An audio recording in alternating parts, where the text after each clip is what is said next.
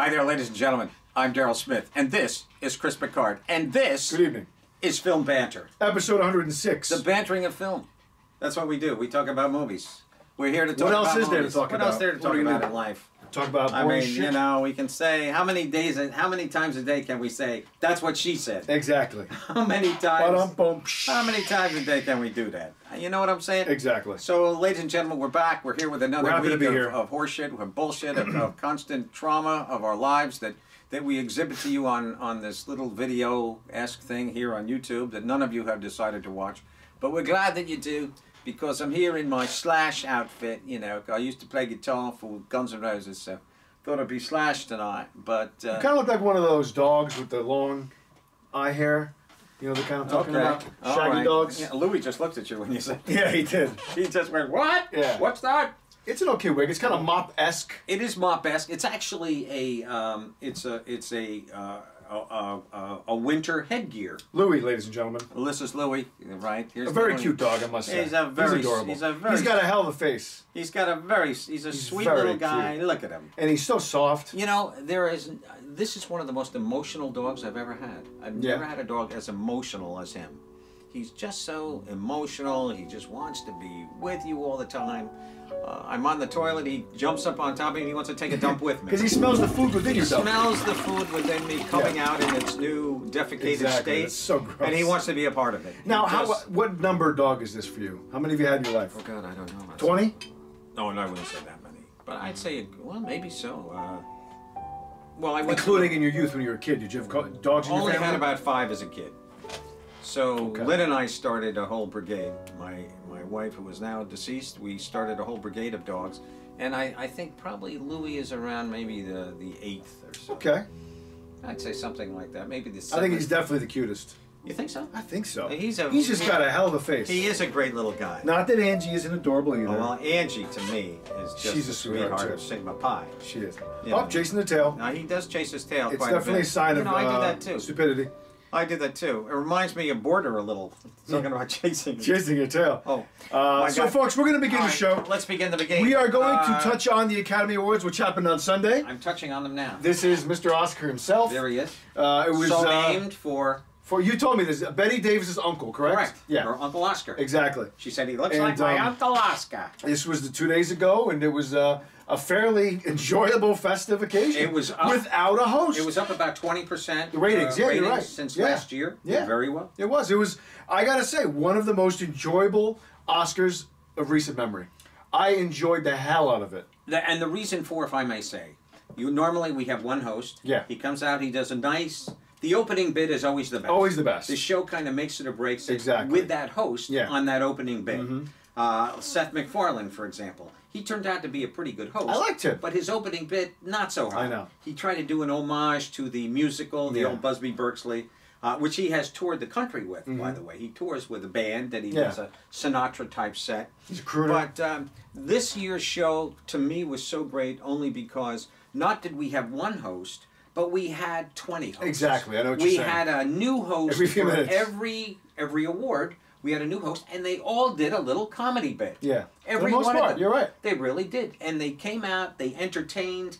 We had Tina Fey, we had Maya Rudolph, and Amy Poehler come out, and here are the winners right here. Here we have Rami Malek. Here we have Olivia Colman.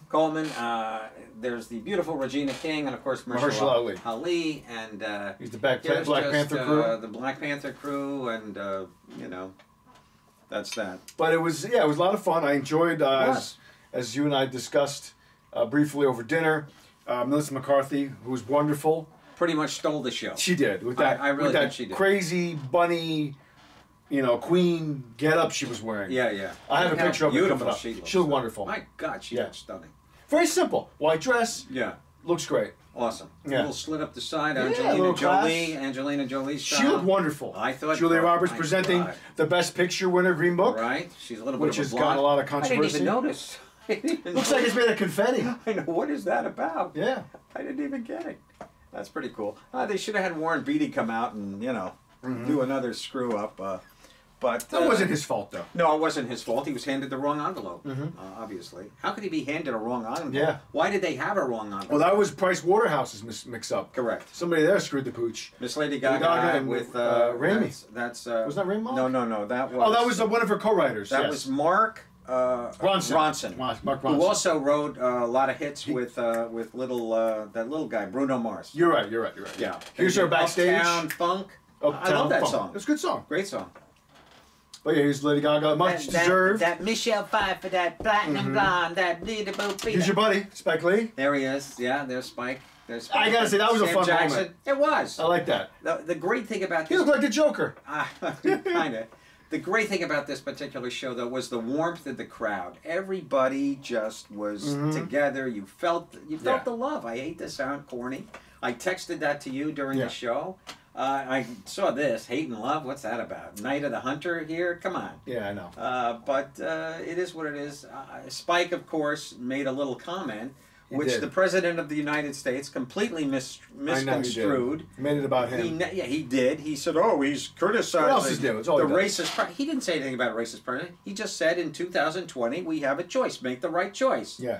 That's all. Make the choice from hatred to love. That's all he said. The wonderful, beautiful, amazingly... I agree. This woman brings... She does. She brings so much passion to everything she does in this world. That's why I think that...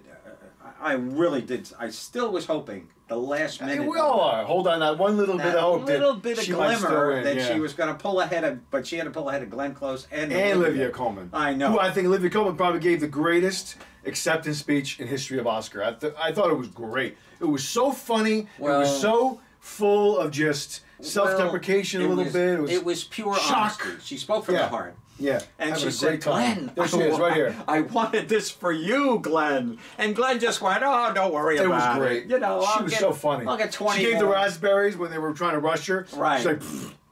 No, she was hilarious. Here we go. The first African-American to win best set design? No, costume design. She's the costume designer. Correct, Amanda. The other one... Black Panther. She did, and she's worked with Spike for a long time. Right. He gave her start. A long time ago. And why shouldn't he? Exactly. Had to give a lot of people their start, I'm sure, as he started. And their performance of Shallow, probably one of the greatest Oscar moments ever, period. I loved it. I love the way... Here are the winners for Free Solo documentary. Correct, Amundo. And there he is, the man who climbed the mountain. El Capitan. We did a review on that last week. Here we go, Shallow. There they are. I love the way this was just introduced without an introduction. Yeah. All we heard was that opening, that it's great. We heard the guitar come on, and then and I've watched it a couple times since. They weren't in the back. No. They weren't in the back waiting to come out. They just I love how they came up. That was great. Front I love that. Fantastic. It was great. Beautiful. Beautifully done. We all thought they were going to kiss. The way they were looking at each other. Everybody said. I mean, the chemistry of these two. It's amazing. They should just have a kid and. Well, I heard that she broke up with her boyfriend. She did break up with. He's got to break up with his girlfriend. Make it official. He won't though. No, they're just good friends. This is just gossip speculation nonsense. I know. I gotta say, I'm a little disappointed in Bradley that he's got the typical model girlfriend, the DiCaprio. You know, move him in, move him out. I know. You're right. Victoria's Secret model. That's his dating. Okay, I'll take this one. Yeah, right. Now just bring one. There's a turnstile here. Just have him come in. I'll keep one for a month, 2 months. Yeah. Then bring in the next. I know. And that's about it. Well, you're Bradley Cooper. What are you going to do? But I think Brad's been with this girl for a while, so. Yeah. Good for him. Who cares? She is quite beautiful, though. Linda Evangelista, I believe her name is. I don't know her name. Put a gun to my head, I wouldn't know her name. Doesn't matter. Let us move on to our first show. I think we've done so we pretty much, it was an enjoyable Oscars. I was happy with it. We expected a lot of the winners. Yeah. I was happy with the couple surprises we got. Olivia Colman, which I thought could happen. Yeah. And I was happy to see Green Book won Best Picture. Raimi was no surprise. No. Yeah, Green Book. His speech was great too. It was great. You know, I was a little disappointed in his speech. I wish he. He's Peter Farrelly waiting for Green Book. Correct. I wish he would have said, and then he apologized later on for exposing himself to Cameron Diaz on the set of Something About Mary. He apologized for that a while back. Yeah, but he did it again. Again? Yeah, he did it again that night because somebody must have persecuted him for it. But nothing. You can't make a joke about anything anymore. I know. Not that you should be taking out your penis, but I wanted Rami Malek. You know, he wasn't trying to do anything with his penis. He was just probably doing this to make her laugh or something. Oh, come on. Listen, Harvey Weinstein is going to jail for doing nothing with his penis. He just keeps, you know. No, but he was actually trying to assault people. Farrelly was probably just joking around off camera. Not that I'm defending his I actions. wish you wouldn't sit there and, you know, oh, he's just joking around off camera. You don't have to emulate it. I don't think that's... By the way, I love Mahershala, but you didn't need that hat. Yeah, but he's a fashionista guy. Yeah, I mean, he looks sharp. You should have seen him the other night on the James, James, the guy after James Corden. James Corden. He was. Here's him falling off the stage, by the way. Oh, is that? Rami Malek fell off stage. But he said he held on to the Oscar. That's important. Yeah. Here we go. There she is. Amazing. And she's moving this little bunny rabbit. Yeah, like this. What a great image that is. It's How great it looks on the TV awesome. there too. Yeah, Super clear. Yeah. Look at all that. That one looks like quite a prestidigitation of rabbit funk. That was Alice in Wonderland down the hole. Yeah. Amazing. And this kid, who the hell was this doesn't look guy? good, blonde. That's well, he was in Black Panther. Okay. Yeah. Best costume, rightly so. And she carried it off. She was dry. She was ironic. She was awesome. She was funny. She was hilarious. I love seeing them together. This was good. Well, he was perfect because he did his character of Garth. Yeah. And he pretty much just remained Mike Myers. Just pretty much. But it was fun to see them together. It was funny. It was funny. Wait, is that Brad's hand on her breast? No, that's hers. Oh, okay. Well, you never it almost looks like it, though, doesn't it? Yeah. It does. But, and he's like, yeah, you know. He is holding her, though. I'm sure they're very, very close. Here's the opening. I know. What a great way to open the show, right? I know. Beautiful. It was awesome. Beautiful. All right, so let's move on. Let us move. It was a great show. Maybe we'll be hosting this again next year. I'm telling you. Yeah. So we're going to start our show tonight with a film you've probably never heard of that was brought to our attention by the wonderful Aubrey Plaza. It's a film called Border. It is, indeed. It's a Swedish film. Yes. Ali Arbasi. Ali Arbasi was the director. It's a very bizarre movie.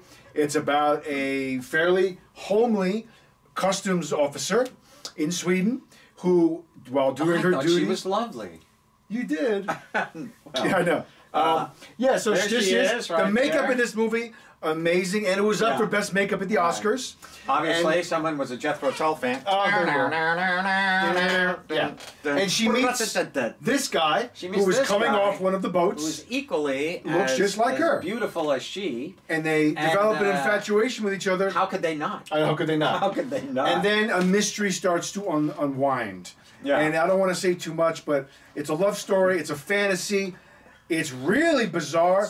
I haven't been able to get this movie out of my head. And here they are. In real life. I'm so glad. I wish you could freeze frame this for a bit rather than to leave it. I really love this. Here's the guy. And there is she. Yeah. Now, we have to point out one of the major factors that really was astounding, and they were up for best makeup, and rightfully so. Full body makeup. Yeah. Not just, we have them nude, swimming in a lake a lot of times together.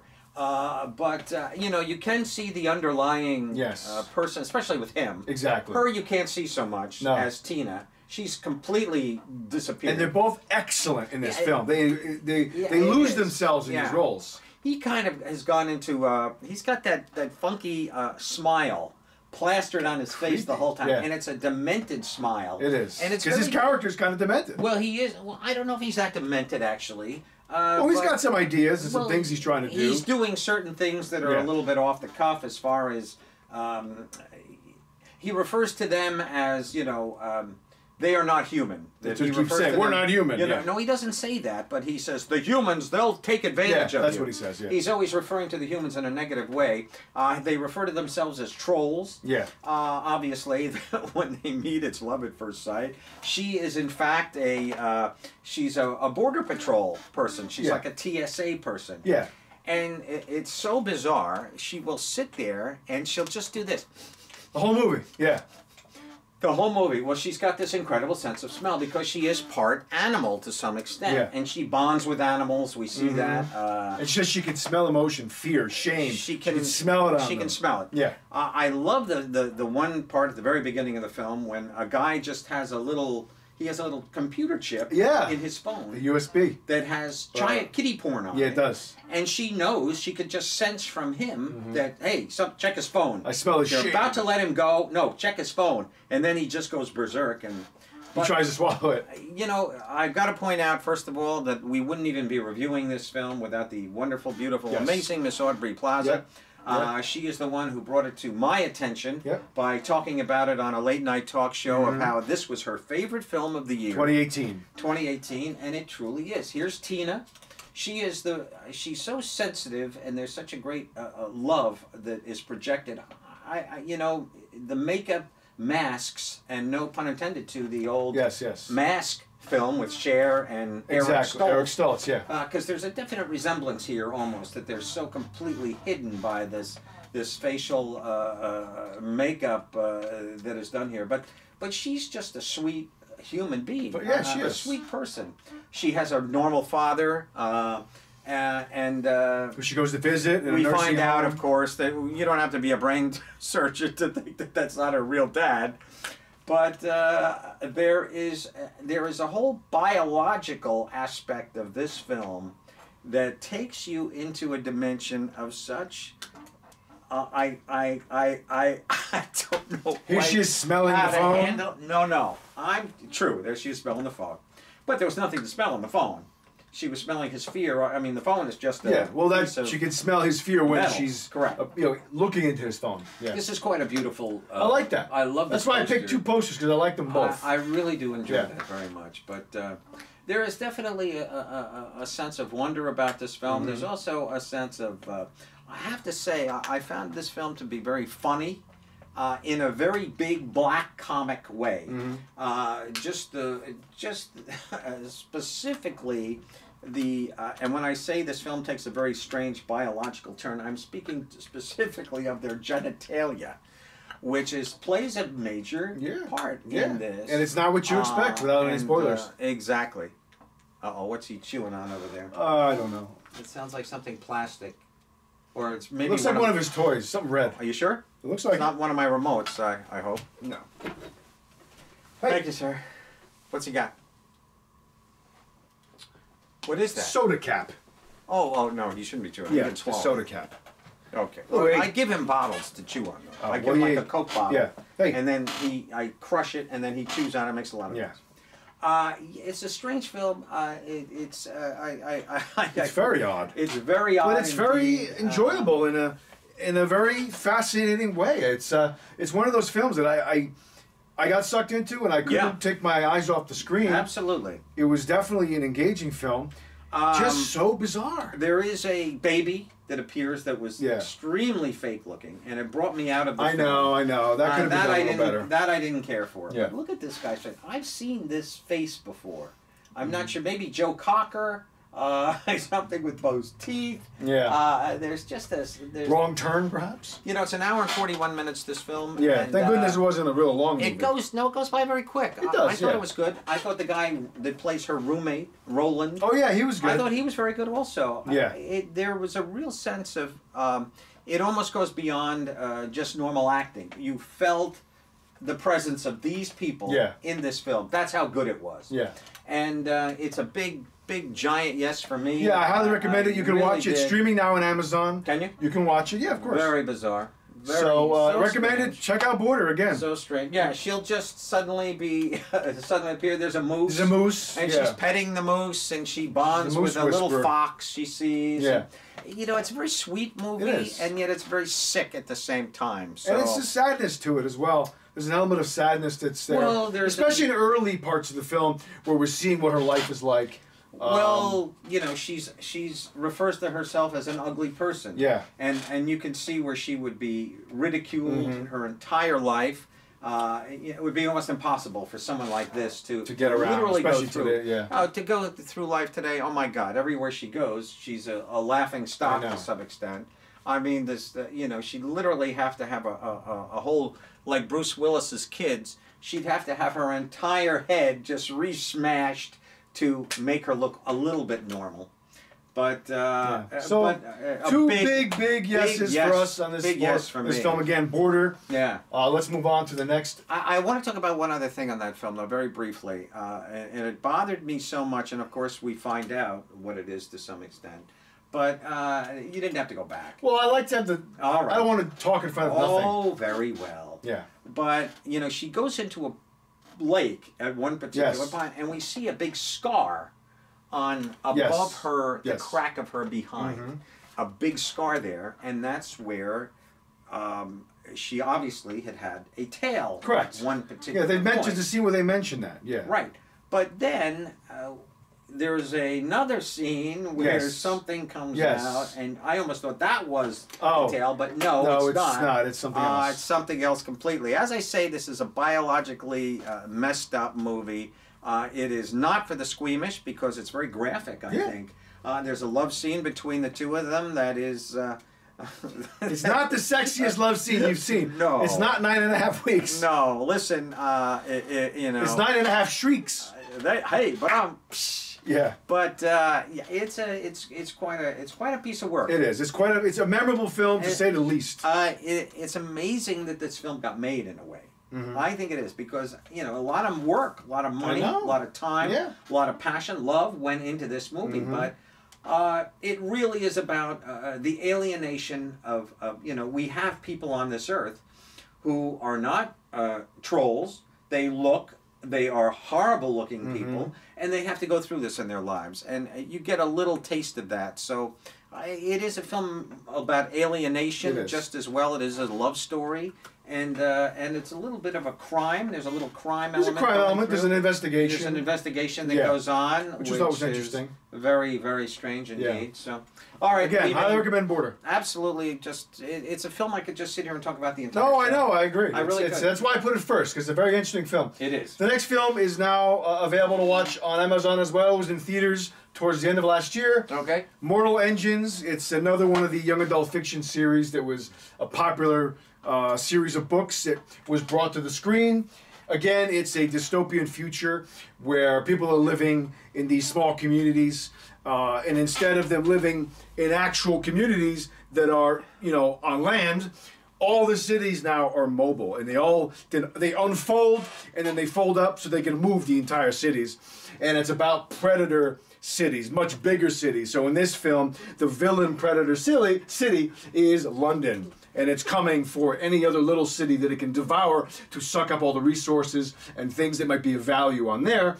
And so it's about that. And it's about a group of people that try to rebel against the big cities. It's about this young girl who's very scarred.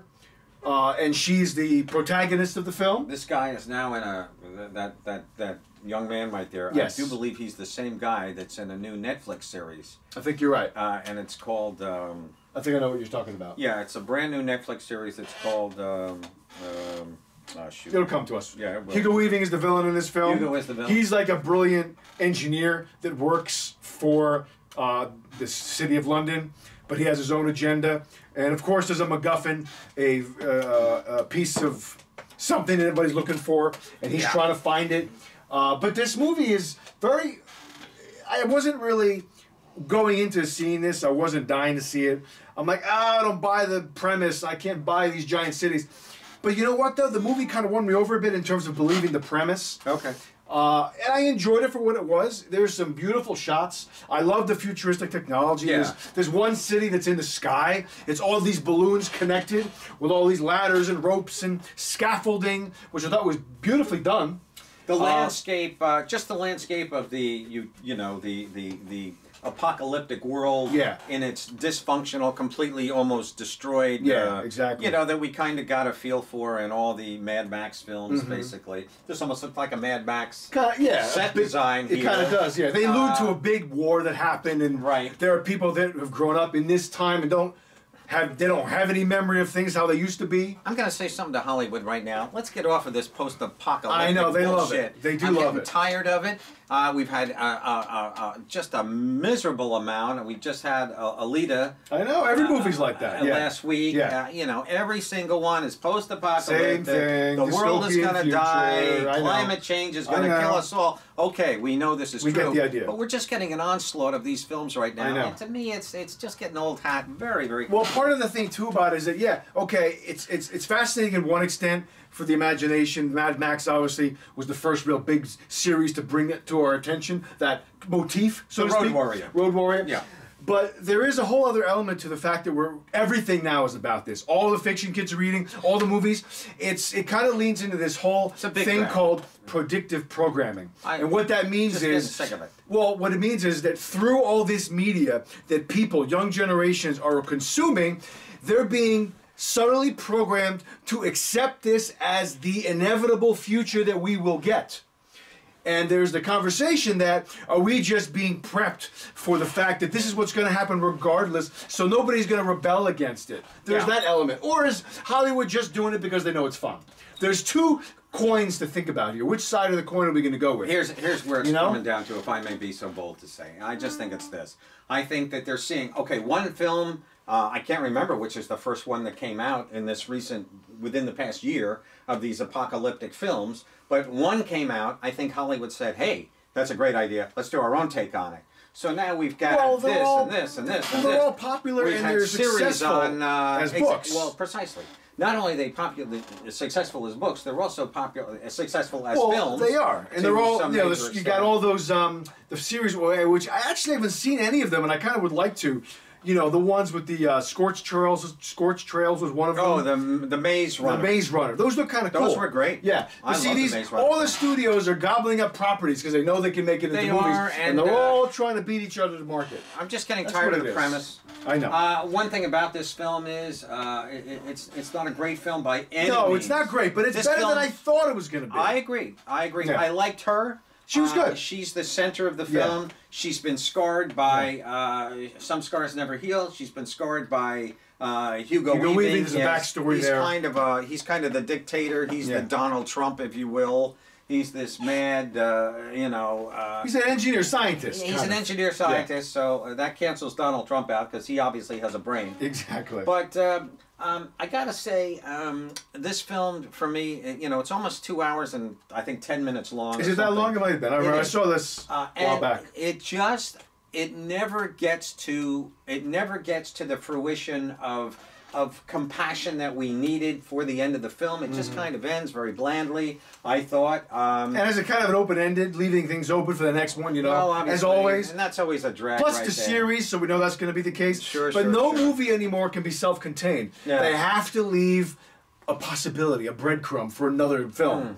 Well, The Hunger Games also another apocalyptic. I never watched any of those either. Also, I love The Hunger Games. I don't Games. want to. No, they're good. Only because of Jennifer Lawrence alone. Well, she's great. Yeah. She's worth watching right there. And some of them are great. I thought Hugo was great in this. Hugo's always great. He's always great. You're right. We talked about him last week, Black 47. Yeah, he's awesome. Love that film if you haven't seen it. He's a good presence. He's a great presence. This was a cool scene with This was cool when they're running through there. I know. And these big machines are kind of. There's a lot of fun ideas in this. This was produced. Yeah. This was being touted as Peter Jackson Presents. Correct. He didn't direct it. No. Just produced it. This was directed by one of his special effects people, Christian Rivers, who this is his feature film debut as a filmmaker. Okay. He's done other things, more shorts, videos, second unit stuff. So this is like a protege now getting his own chance to direct a film. Yeah. But I thought it was competently made. A lot of script problems. These movies always have script meanders problems. all over the place. Lots of subplots we didn't need. We don't need any of that. Never came to a real solid. How about that weird subplot? Without giving it away, the girl has this interesting relationship with this cyborgish character. Remember that? No. The guy that was chasing her the whole movie. We find out. The guy that was chasing. That was kind of interesting. No, that was kind of interesting. Yeah, I kind of like that. I don't want to give it away, but that was an interesting little subplot. I know. But you know what, though? To watch this at home on your big screen TV, it's fine. I would say if you want to check it out, you could see a lot worse. I think it would have been fine in the theater. I saw it in the theater, which I enjoyed. I know you did. I did not. I saw it at home here streaming, but I enjoyed it. I would give it a mild recommendation. I wouldn't run out, but check it out. It's a 2.5-star film. I can't recommend the film. You can't recommend it. I can't recommend it. I mean, it's visually beautiful, but just the plot itself, there's blandness written all over this film. Here's the character I was alluding to a minute ago. There you go. The only real character with any real power, oomph, passion is Hugo. It's Hugo, of course, yeah. Yeah, Hugo plays the bad guy, but there's no real goodness to play against. It's too bland on the good side to present any. I mean, she's just we have a great opening. The character was written, I guess. We have a great opening where she's trying to avenge this huge scar on her face. Her mother's been killed by Hugo, and nothing given away there, and she's just trying to avenge that. And you kind of think this is going to be an revenge film, the entire thing,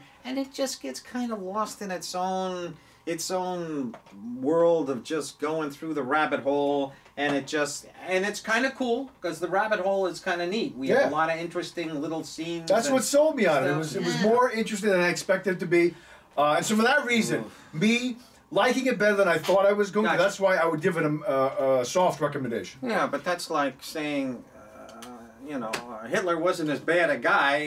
There's a big difference. Well, I'm kidding. I know you are. You know, I just think it's a visual it is. feast. And for me, that has some merit. That's it. That I don't mind recommending to somebody who likes these kind of movies. That's it. She looks like the two girls combined, the young girl and the older redheaded girl in Game of Thrones, kind of put together Sophie as Turner? one. Sophie and This the is other. Hera Hilmar is her name. She's an actress from, I believe, Australia? Denmark. No, is it Denmark or Norway? Yeah. Or is it Iceland? One of those three. And I saw her in a film that I reviewed on the show many, many moons ago with Ben Kingsley called, I believe it was An Ordinary Man, where he was a former dictator of one of those small Eastern Bloc countries. And she's has the task of being his housekeeper, and they form a bond. Oh, it was kind of a cool little movie. That. Yeah. Anyway, so we split on this. We're going to move on. I can't really recommend it. Although I enjoyed it to some extent, it's just she's not gonna too long to sit through, and there's no. It could have been true. It could have been an hour, 40-minute movie. No, it's not. Of course, it could have been. Could have been. But it couldn't have been in a way because the budget. It was too big of a budget film. They lost. I think it was a $200 million. Well, it was a big bomb, unfortunately. Big bomb. So we might not get another Mortal. No, I don't think so. Another Mortal Engines. If we do, it'll be a Netflix streaming event. So we actually have two films here to do on Suspiria. We have the new film. I think we should review the old film first. Whoops, hang on. Who does this? Let's do the first film first. Okay. Let's do I have the poster. I have the poster for that. 82, is it? 77. 77. There you go. I have a couple pictures of that one. This one stars Jessica Harper. Dario Argento. He directed that film. He's a big master of horror from Italy. His movies are very gory. His daughter, of course, is Asia Argento, who was filmmaker, actress. Well, she was dating Anthony Bourdain. Your man, Anthony Bourdain, right around the time. This is Jessica Harper, who's in the new one as well. Yes. Of course, now it's 40 years later. Much later, yeah. She is an old lady now in the new film. I watched these films back to back. Actually, I watched the first one, then I watched the new one. That's the way to do it. Yeah. The first one, I'm a bit of a I could say I'm an authority on this film by any means, but it really is a color. It's like it's like a Technicolor upchuck. It is. I was thinking to myself, that film, that first one. It is an audio-visual onslaught. It really is. That film is all atmosphere. I agree. Music cues, loud music cues. No, it is. Color. Color. Extreme violence, especially in the beginning. Yeah. With that scene with the girl falling through the glass, there's a hanging, there's stabbing into the heart. I mean, it's brutally violent, the opening. It is. It is violent. I mean, to take this film and then the new one, totally different movies. They are totally different, although not quite.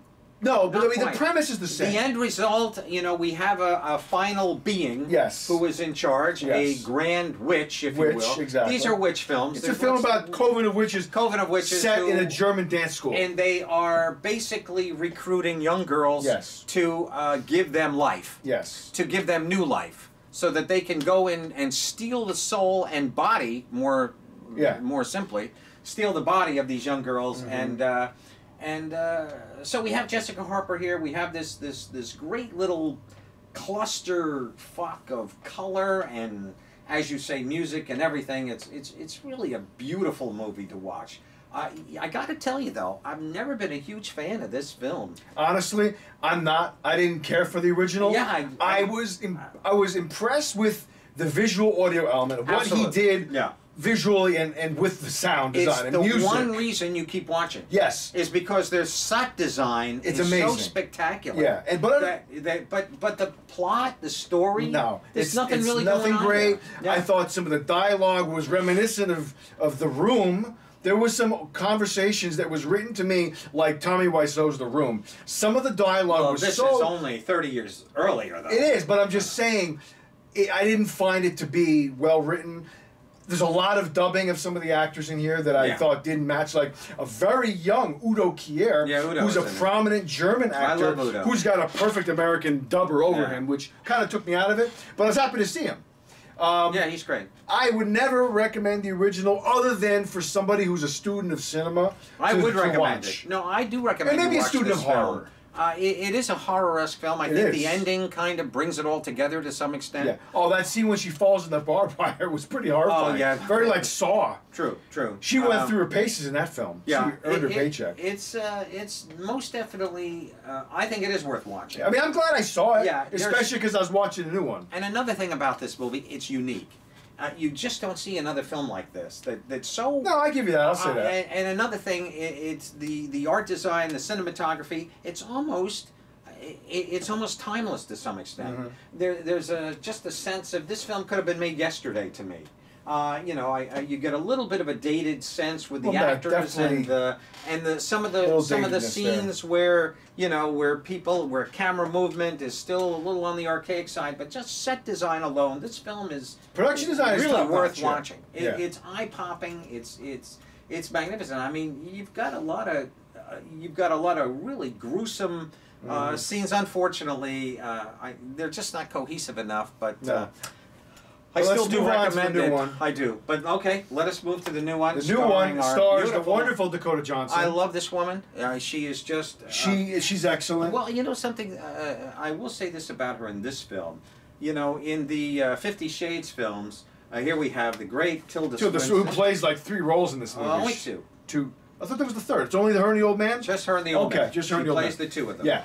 But she's amazing. She is amazing. I like the feel of this film. Honestly, I really enjoyed the new one. Yeah. It's 2.5 hours almost, but it's there's Tilda Swinton playing a man in this film. I know. Almost looks like Johnny Knoxville in Jackass. A little bit. No, Bad Grandpa. Bad Grandpa. But that character premiered in Jackass. Okay. But Jackass 2.3. One of those, 3.1. But this movie was, I felt, a lot more cohesive. Well, there was more story. There was more intrigue for me as a viewer. Absolutely. I liked all the new things they brought into it.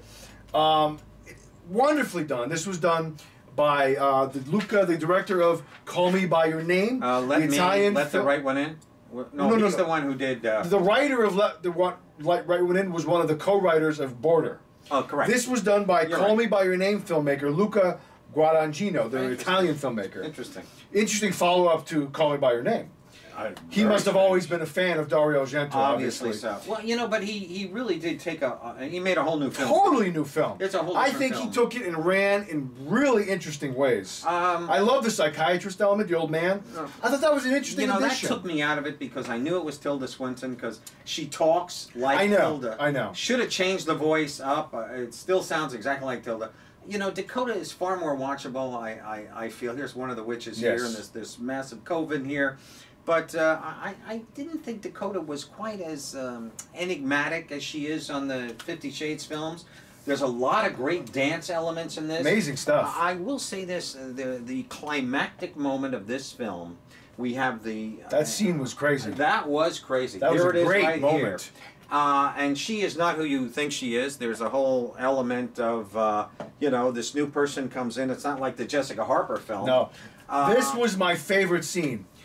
When this girl gets destroyed in this glass room. Jesus. One of the dance studios is wall-to-wall glass. Right. And she's somebody who's trying to leave the dance school. And so while they have Dakota in another part of the school doing this dance routine, she doesn't know that they put a spell on her so that every movement she makes in her dance is then contorting this girl's body in the other part of the school. I know. And every bone in her body is being broken. That scene was incredible. It was. That was amazing. That was amazing. It almost was exorcism. Yes. It was couldn't take my eyes off the brutality. It was horrible. It was one of the most gruesome deaths I've seen in a film. That was a great scene. It was a great scene. I love that scene. I also like the bit with the hooks. They have the hooks that they... Oh, when they pick her up. Well, yeah, they pick her up with these hooks, yeah. It's just... I thought it was interesting that Dakota Johnson's character comes from an Amish community. I know. That was an interesting addition to the story, I enjoyed that. I really enjoyed this film. It was... they could have maybe trimmed it a little bit, but I overall really enjoyed it. I recommend it highly. I was surprised because I wasn't dying to see this. I love the end. The last half hour that was of the movie. Great. Fantastic. Goes into hyperdrive. It just goes into this massive dance. That scene was brutal. Little piece where these people's heads are being exploded. It was crazy. Well, a lot of gushing of blood. A lot of gushing of blood and. The transcommunication of, I mean, the metamorphosis of souls. Into some of that makeup was brutal. It was horrifying. It was quite amazing. It was quite an amazing little film. It's quite. This is one of the. This is gross. And she was so evil. Like she's excited about what's going on. You know, she's quite naked here. I don't know if you noticed in certain scenes she was sitting there. Yes. And there was like ooze. Just running down her. And I thought I saw like little hands coming out of part of her body. Oh, like, really? Like she's absorbed other beings. She's completely naked, but she's like so old. She's like centuries old. She's old as dirt. Yeah, older than dirt. Dakota, you know, I like the way Dakota will take risks. Yeah. This is a risk-taking film that she did. I'm very proud of her for doing this movie. I agree. It's a lot different. of work. She had to do a lot of dance practice. She said she worked for about 6 months. It shows because that stuff's not easy. Dance routines that she had to do and so forth. She's very contortive. She is. Got to be really in good shape. It was quite. Dancers have such a history of joint problems. Knees, their feet, their ankles. Well, it's an exercise. All of the bones in the feet get fucked up. Absolutely. Most of our ballerinas, you don't realize, have a really messed up feet. Although this is different than ballerina, but they're still doing a lot of dance. There's the hook. But this is some film. But dancers are athletes. There's no question about it. Oh, you gotta be. And you know, I was just watching somebody the other day, and they were talking about Chloe. Excuse my voice. Yeah, Chloe Grace Moritz. In the beginning of the film. She's barely in the film, but she's in there. She's present though. She is. You know, she's a great little actress. I love her. This poor woman. Oh, that was. I thought that was Tilda under makeup until I saw the credits. Yeah, it's not. I think Tilda's only the two. Just to tick you I think she's just Tilda, but she's wonderful. She's great. She's a fantastic always great actress. She is a fantastic. Yeah. She always exudes presence no matter where she is. Absolutely true. I really like this film. It's a visual. There's Tilda Swinton right there as this old man. I see you bought the Blu-ray. I did buy the Blu-ray, of course, and I've watched it a couple times. It's really quite stunning. Yeah, it's quite a film. It is indeed. It's a shocking movie at times. It's just, for people that aren't horror buffs or into gore, I don't know if I'd recommend it. You know, it's one of the few films that actually the sum of the parts very often will exceed the actual presentation of the whole film, of what we take away from the film. Yeah. Sometimes, like in the first Suspiria, we remember certain scenes, but we take away not a real lot. I know, from the whole experience of film. Jessica's very, very cute. She always was a Woody Allen girl. She was in, I believe, the original Take the Money and Run. Okay. Or was it Bananas? But she's just a... I saw she did a film that looks weird. Apparently it was NC-17 with Richard Dreyfuss called Inserts. Yeah, correct. There was about a failed director who starts making porn movies. Right. Yeah. It wasn't 80, early 80, no, I believe 1975. It was actually rated X. Oh, at the time it was X. It was not a great film by any means. It doesn't look great. But it was kind of a weird concept with Richard Dreyfuss. I didn't know he made that. But it's a nice little back-to-back. You know, they are the same sense of set in a girls' school. Yeah. There are witches. There are elements of horror here. I still don't take away a lot from either film. No. But what I do take away from this, once again, the visuals. Look at this. There are scenes, visuals that you're going to remember from this film, just like the first. Absolutely true. I felt that the storyline was more easier to follow, more cohesive than it was in the original. I felt, because right away, within the first few minutes of this film, we see the witches. We know that there's witches. They're planning different conversations. The first Stan Lee, right there. The original. That's something that is a plot development eventually. It's not right away that we learn that. Correct. So I thought it's a teaser, but it's a good teaser. Yeah.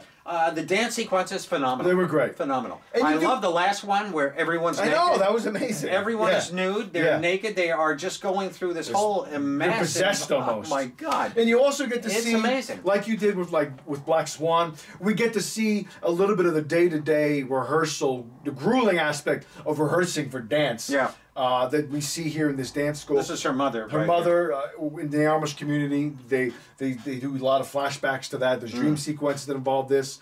I'll be honest though, I was thinking about watching this movie. I have next to negative 1,000% interest in going to watch dance live. I have no interest in going to see ballet or dance.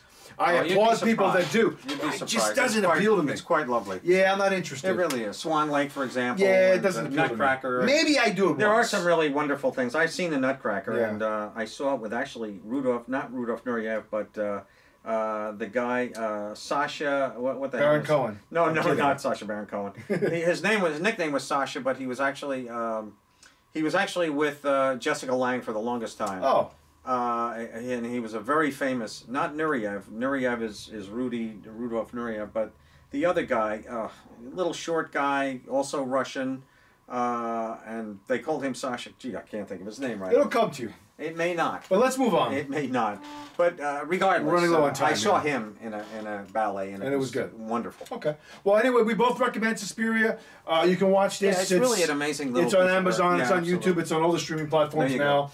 It's quite a film. It is. So we're moving on now to another film that is, again, available on all the streaming platforms. With Keira Knightley, it's called Colette. It's a historical, true story. Mm-hmm. Would you like to give the premise?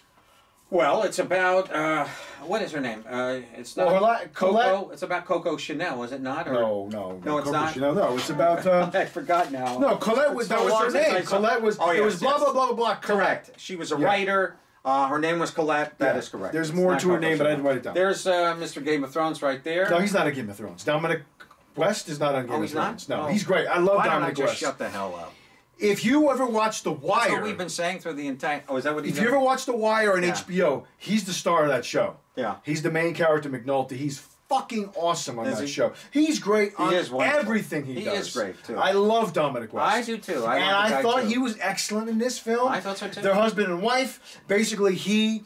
is a guy who's an entrepreneur. He's into magazines and literature, and he basically has his wife do all this writing for him. And what's this reminiscent of? Without spoilers, it reminds me of The Wife. Exactly. Yeah. Same deal. Yeah. Where we have Glenn Close, who is actually the ghostwriter of all her husbands, Jonathan Pryce's, and he's winning the Nobel Prize. Yeah. And of course, she's actually the talent behind it, as she is here.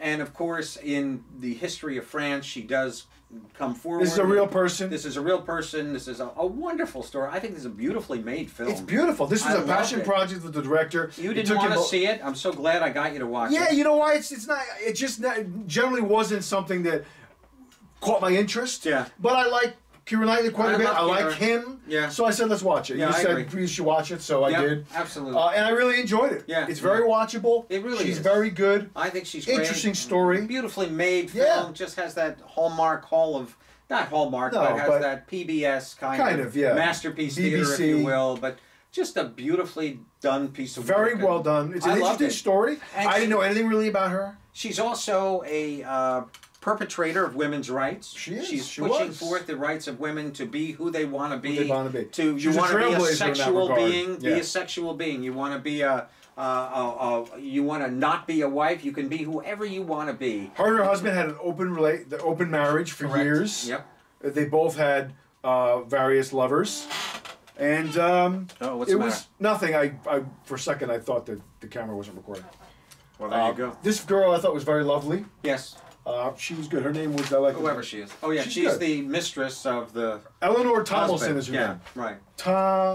Tomlinson. Sorry, forgive me. But I enjoyed this. Most of the film takes place in Paris. It does, and in the beautiful countryside. As it should. They are. There's the director Westmoreland. There he is. Westmoreland. He did the film Still Alice. But all I really care about is Moore. What kind of headphones are those? Oh, I know, I'm sure. That's all I care about. I know, that's all you care about. But look at this guy. I mean, this is right out of Beauty and the Beast. You know, this is Gaston. Gaston. You know? He has such a good voice, too. This guy. Powerful voice. He's so awesome. He's perfect. There's Ellen DeGeneres in a previous lifetime playing Mia Farrow's son. Dylan, right? No. He's the guy, the writer. Her son, right. Yeah, it's not Dylan? What's his name? No, it's not Dylan. Oh, Ronan. Ronan Farrow. There you go. Pulitzer Prize winner. I know. The guy is incredible. Well, he's the guy that's done Harvey Weinstein. He broke the Me Too thing. Broke the Me Too thing. He's really brought everything. Yeah. In fact... she's so lovely, though, isn't she? I love Keira. She's a good actress. I know there are people out there who don't like Keira. Why? and stay away from movies that she's in. Some people don't like the little thing she does with her lip every once in a while. Well, she's got funky teeth also. But that's most Brits.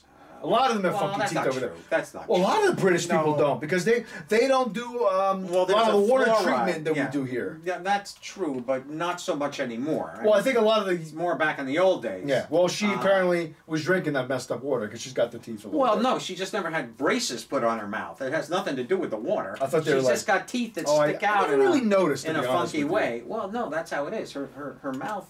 I mean, she just has bad teeth. Oh. But that's only because of non-braces. What are you going to do? Regardless, it's a great film. I love this movie. Highly recommend Colette. Yeah, it's very enjoyable. Very watchable. Yeah, very watchable. I agree. Beautifully done. It's a solid 3-star film. I agree too. Solid 3. I loved it. I would watch it again in another year or so. I would watch it again. I really would. So. You know, if I had somebody visit and say, "Hey, let's watch that," I'd say, "Yeah, it's really. I think it's wonderful. It's worth checking out. Check out Colette. It is. Yeah. Especially if you like historical films. And you know, it starts out. You know, you kind of get into it to the point where you think, "Oh, this is going to be just a dreary old." But no, it's a human drama. It's about her writing and her husband taking the credit for it.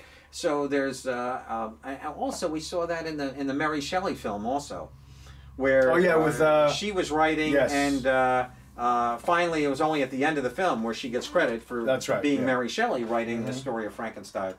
And all the writings that Mary Shelley. I think that's the only book she ever wrote, though. I don't think she ever wrote another book. Could be. So, all right. Well, we recommend Colette. We're going to move on now to a film called The Little Stranger. Okay. It's with the wonderful Domhnall Gleeson, who seems to be in every movie these days. Well, not every film. A lot, though. This guy works a lot. Yeah. He's great. This is a creepy little film. It's a very weird film. Kind of a slow-moving film. Very creepy. I'm going to say right off the bat, I didn't love it. Yeah. I enjoyed it for what it was. I didn't love it. I felt it was a little too slow. Perfectly cast. He's very good. He really is. I like him a lot. Ruth Wilson is the female central character. She's excellent. Let's talk about what this film is. Go for it. He's a doctor. He's visiting. Small town. There's a big house of these famous rich people. Yes. They've owned this home for years and years and years. Rural England. There is here she is right here. I think she's wonderful. Yeah, Ruth Wilson's very good. There's a great chemistry there between them. He's kind of, Donald will often play, the guy can do anything. He's very versatile. He does comedy. He does it all. I love that film he did with... Crash Pad? Crash Pad, yes. Very good. And who was the guy, the three-name guy that was in the wine movie? Yeah, Thomas Hayden Church. Thomas Hayden Church. Correct. I love that film. Yeah. Look at Charlotte, still working after all these years. Yeah. My God, anytime there's a bitch old woman to be in a film, she suddenly appears up. She was in Red, movie. Red with. You're talking about with Jennifer Lawrence, Red Spider. Yeah, Red Sparrow. Red Sparrow. Yes, she was in that. Yeah. This is the Will Porter. I know. Very good. What the hell is he doing there in this British kind of a... Well, he's a British actor. Is he British? Yeah, Will Porter's British. I didn't know he was British. Yes. He was in that horrible Detroit film. I know, you didn't like that film. I did not like that film. No. I thought that was I always really thought Ruth Wilson has a resemblance... Are you sure that's Ruth Wilson? That's her name. Because isn't Ruth Wilson the wife of Tom Hanks? That's Rita Wilson. Oh, okay. This is Ruth Wilson, who came to prominence, I believe, on that show, The Divorce, with Dominic West that we just discussed. Oh, okay. They were in that show, The Affair on Showtime. Oh, all right. That was her big break of recent. She's also British. Okay. But I thought she has a resemblance, an older resemblance, to Michelle Monaghan, a little bit. Oh, absolutely. Yeah. All right, let's talk about what this film is. This is another one of those films where the house is almost a character. The house is almost a character, absolutely. There has been a murder that took place very early on at a specific party that we keep going to flashbacks of, where he's a young man, he's present at this party, and the mother, played by Charlotte, is constantly hallucinating that her daughter is alive and living in the walls of this house somewhere, which we have grown to feel is the thing, the case. It's a mystery. It's got a psycho. Literally a psycho element to it. A little bit. And he's a World War I vet, that's why he's all messed up. Right. He was burned He's horribly. Ruth Wilson's brother in the film. But he didn't look so bad at the beginning, did he? Wasn't he burned? He looked pretty bad. bad. Tried to burn the house down and... in one scene, Yeah. So, but Donald is the star here. He's cold, he's hot, he's cold, he's hot, and then eventually he's cold. And but we go on here, and I like this film a lot. I did try and get you to watch it for the longest time. I'm glad you did. I did. It is a creepy little film. At the end, we kind of get the, we find out. We get what the payoff. We find out what the payoff is, what the mystery was about, and it's even more creepy. Yeah. But great production design. It's very well done. It looks beautiful. I love the house. The shot. It's great. Yeah, as you say, the house. Here's the burning sequence here. Burns down the bookcase. As you say, the house really has a great presence. And I love movies about old houses. I love that. I do too. That was the one aspect, although it wasn't a great film, that I liked about the movie Winchester. Remember that? Oh, I do. About the Winchester house? Yeah, sure. With Helen Mirren and Jason Clarke. Jason Clarke was in and that was visually really a cool film. Could have been a much better film. Yeah. But again, the house is a character. Crimson Peak, house is a character. True. I like that. I do too. And I enjoyed this film. Yeah, I just felt it was a little slow paced for me. It is a little slow paced. No, but I would still recommend it. A low recommendation based on pace. Yeah, a lot of scenes. He's a doctor. He's a doctor. I think there was a little bit too much into the doctor character. I know. He lingered on that a lot. We did linger that where he's in town. He's going through some problems, etc. And that was unnecessary. You're right. It elongated the film and made it less powerful. Yeah. It could have been a just tight and solid 95 minute. Trim. Movies can always trim it. It could have been. It was 2 hours long, and it could have been an easy. I just love Charlotte. I love that she's still working. Yeah. There was a scene with her that was memorable. Without giving anything away, but there was a scene that was pretty intense with her that I thought was really well done. Whereabouts? Well, you mean in the film? There's a scene with a window. Where she's looking out a window. Oh, that scene was pretty memorable. Okay.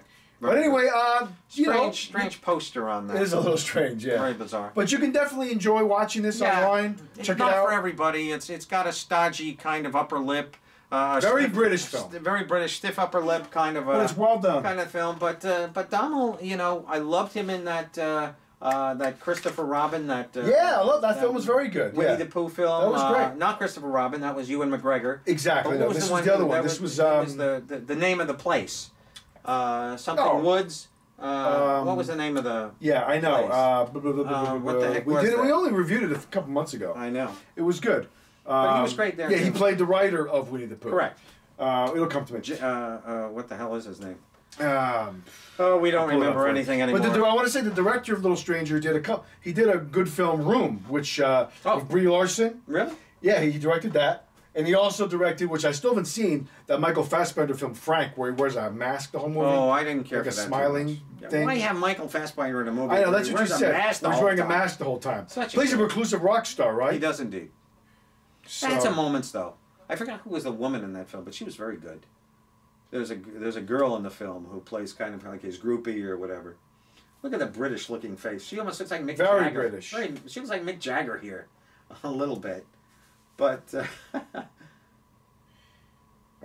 can't remember what. I'm not going to waste time trying to find it. Anyway, right. We're going to move on to the final film of the night. Final film of the week. Sorry for the little interruption there.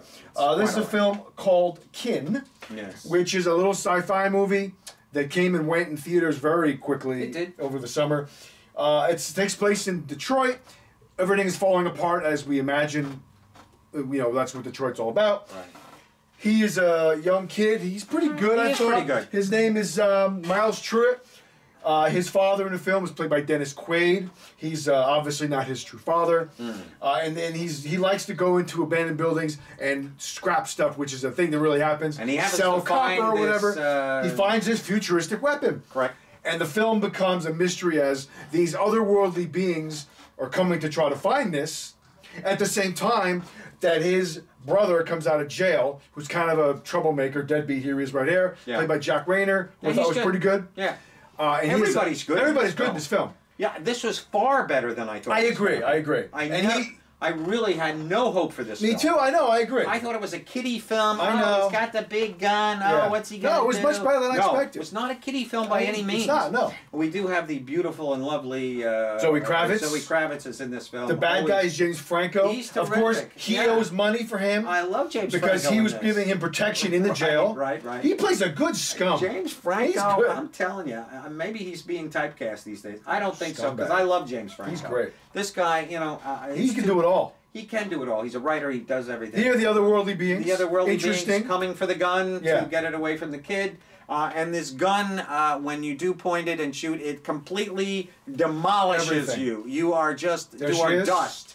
There is the beautiful, lovely Zoe Kravitz, who is just... She's a stripper in the film. And riveting in a film we just talked about recently. What the heck was it?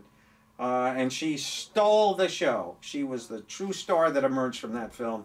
We talk about Fantastic Beasts? Yes, I agree. Exactly. She was excellent. She was so good. She's great. She really is turning into a fine little actress. I agree. And, you know, that's all you need. You're beautiful, and you can do some talent. You have a little bit of talent. That's all it takes in today's world. She looks like a mother there. She does. Doesn't she? Yeah. Did you see Lisa at the did. Academy? Her mother, Lisa Bonet, in case you don't know. Of course, in case you didn't know. Was with Jason Momoa. Jason Momoa. But yeah, I just thought it was a cool little movie. Jason is not her dad. No, I know that. Kravitz is her dad. But I'm saying Lisa Bonet was at the Oscars with Jason Momoa. Yeah, they are now married. That's her stepdad. Yeah, exactly. Correct. That is correct. That is correct. But this is a cool little film. I enjoyed it. It's a 3-star film. I enjoyed it. It was done serious. You take it serious. I like that scene in the police station right here. Yeah. It's pretty neat. It was good when you got attacked by the extraterrestrials. No, there were some cool coming scenes. From the gun. It was good. It was. It's a great little. It's got some sleeper. plot. Some plot contrivances, but you expect that sometimes. But, you know, I can forgive it. You got to throw your hat to your brain to the wind at times. You know, it really just looks like a bug zapper. It kind of does, kind of here. There's some mosquitoes. And this was directed by two brothers who have done a bunch of shorts. This is based on a short that they did, and they were able to get the money to make a feature. Jonathan and Josh Baker. And I thought they did a great job. Pretty good job. It's beautifully shot. It's beautifully made. It's action sequences are right on the money. Yeah. I like the kind of the easy watch. Yeah, it's an easy watch. It is. And it'd be cool if they got another one. We'll see. A little sci-fi. I could go for another one myself. Yeah, I enjoyed it. I recommend it. It's on all the streaming platforms, as we've said. And it's always a joy when you do see something that you really think is going to stink. And it's much better. No, it's not just much better. It's excellent compared to what you think it's going to be. Yeah, which is awesome. It is awesome. I hate when it's the other way around, when you're expecting greatness and you get mediocrity. Bingo. So let's move on real quick, just to touch on a couple things that are coming out this week. Okay. It's kind of a week at the theater. Oh. All that we got coming out is for you here. You got Medea's Family Funeral. Oh, no, thank you. This guy keeps pumping out these movies. He plays every single part here, by the way. No, I'm kidding. He doesn't. Yeah, I know. But he does usually play 3. He plays the old guy. This looks good. It's opening in limited release. Yeah. With Chloe Grace and Isabelle Huppert. How good Isabelle looks here. She's great. Yeah. Of course. This looks fun. A lot of photoshopped. Exactly. I know nothing about that film. Yeah, it's coming out. Looks good. Oh, yeah. She's like, she terrorizes Chloe. Gasper, no. Yeah, and this movie looks really cool. I read the synopsis, and it sounds great. Gasper Noé is the director and writer of a film on Netflix right now called Love. Oh, yes, that's right. That film is we've talked about that film. X-rated. It is. It is an you see real intercourse. graphic intercourse, ejaculate. I mean, everything. Forgive me for being crude here, but that's the truth. It is absolutely... I'm amazed by Love. I just think it's a beautifully made piece of work, and it's an honest film. And you don't see that too often, especially on Netflix. I'm very surprised that they... They also have the Nymphomaniacs Part 1 and 2. Yeah, they had the Blue is the Warmest Color. They have a lot of these graphic sexual movies. I was just watching... I know. I was watching... there's a series on called Parfum. Mm-hmm. Oh, yes, I've seen it. Parfum, it's on my basically perfume. Exactly. It's kind of based very loosely on the film that was actually a wonderful novel. Was that the movie with Dustin Hoffman? He plays the chemist. Yeah. I never got to see that. It had nothing to do with that. This is a murder mystery that takes place in Germany. It's a German-made miniseries. It's only 6 episodes. You can certainly check it out. I'll check it out. It's very well done, and just the murder. More or less, the autopsy scenes are. Yeah, I heard about that. Yeah, brutal. The premise of this film, real quick, not to interrupt you, but don't forget, it sounds cool. French dancers gather in a remote, empty school building to rehearse on a wintry night. The all-night celebration morphs into a hallucinatory nightmare when they learn that their sangria is laced with LSD. Oh, jeez. Sounds like a fun night. Sounds like the 60s for me. Yeah, I want to see this. I tell ya. But that's all that's coming out this week. There you go. This is a must-miss. I don't think Climax is going to be playing anywhere around here. Limited release. Think it's gonna be. Greta, like I said, is limited release. Might be playing right in my bedroom. It might be, exactly. But seriously, this looks very good. I love Chloe. I love her too. She was in the opening of Suspiria. We just mentioned she's her great earlier. I might want to go see Fighting with My Family. We can review that. Do you have interest? I wouldn't mind. Because it's Stephen Merchant. It looks great. Maybe we'll see that for next week. Stephen Merchant. Yeah, and of course, what's her name from Game of Thrones is in that. Which one? The lead queen. Cersei Lannister's in that? No. Leah, what's her name? Not Sophie Turner. No. The main queen. The Dragon Queen? She did the nude walk. She did the nude walk. Khaleesi, you're talking about. No. She did the nude walk and everybody I said Cersei Lannister. You said no. Cersei Lannister. Who plays her? Lena Headey. That's her. Okay, I didn't realize she was in that. Okay. Yes. So maybe we'll see that. She's the mom. Oh, okay. Cool. Yeah, they show her in the thing. They show her in the clip. And now that Game of Thrones is done, so she's free to do other things. Got to be seeing a lot of the other actors and so forth, unless some of them make some. I can't wait for that new season, man. Me too. They say every episode's like a movie. Really? Yeah. Oh, great. Can't How wait. many? There's only what, 6? 6. We're not getting a lot. I know. I don't even think it's 8. I think it's 6. I think so too. But they're going to be longer episodes, which is good. Not by much. Maybe an hour and 10 minutes. Yeah, right. I'll take it. I'll take what I can get. By the way, let's talk very briefly. The ending of did you watch I True didn't Detective? finish it. No. Oh, I have that to was finish the it. end. I know it is. I 8 didn't episodes. watch it. No, I you know what it was? I have like 20 minutes left. Oh, I didn't get a chance to finish it. You didn't just. I started falling asleep not because I wasn't interested. I just got tired, and then I got so sidetracked catching up for these movies for this week. I said I got to put off True Detective to finish these movies. Yeah. So tonight to talk about. I shall be finishing True Detective. We can talk about. We'll touch on it next week. If you want to. Yeah. So folks, this is our show. We'll see you next week for episode 107. Yeah. Have a good week. Okay. Adios.